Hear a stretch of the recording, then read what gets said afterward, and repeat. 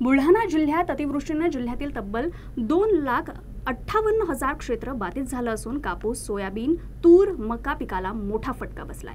ओला दुष्काळ जाहीर करा अशी मागणी शेतकरी करत आहे, तर पंचनामे सुरू असून नुकसानीचा अहवाल राज्य सरकारकडे पाठवला जाईल असं कृषी अधिकाऱ्यांनी सांगितलंय। बुलढाणा जिल्ह्यातील सिंदखेड राजा तालुक्यातील सिंदखेड राजा, किनगाव राजा, पळसखेड चक्का तसंच लोणार मलकापूर या भागात ढगफुटी सदृश पाऊस झाला। त्यामुळे या भागातील शेतकरी अक्षरशः उद्ध्वस्त झालाय। तर या भागांसह संपूर्ण जिल्ह्यात ओला दुष्काळ जाहीर करावा, शेतकऱ्यांना भरीव मदत द्यावी अशी शेतकऱ्यांची मागणी आहे। तर या पावसानं कापूस, तूर, मका, सोयाबीन अशा पिकांना मोठा फटका बसला आहे।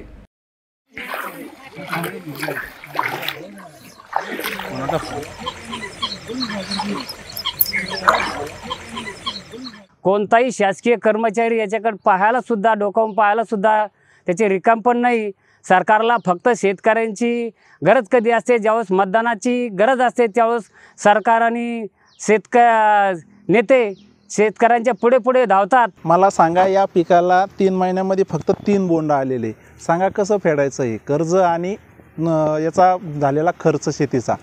तर माझी एक सरकारला एक विनंती, यांनी कर्जमाफी करून आणि ओला दुष्काळ जाहीर करून हीच एक शेतकऱ्यांची एक अपेक्षा भंग न करता अपेक्षा करावी। जवळपास 5 ते 6 दिवस झाले एवढे नुकसान झाले। सगळी मीडिया या ठिकाणी आली, सगळे मीडियाने वास्तव या ठिकाणी सत्य परिस्थिती दाखवली, तरी सुद्धा या ठिकाणी कोणीच पोहोचलं नाही। ही दुःखद घटना वाटते आम्हाला। तर प्रशासनातर्फे पंचनामे सुरू असून या नुकसानीचा अहवाल राज्य सरकारकडे पाठवण्यात येईल असं कृषी अधिकाऱ्यांनी स्पष्ट केलंय।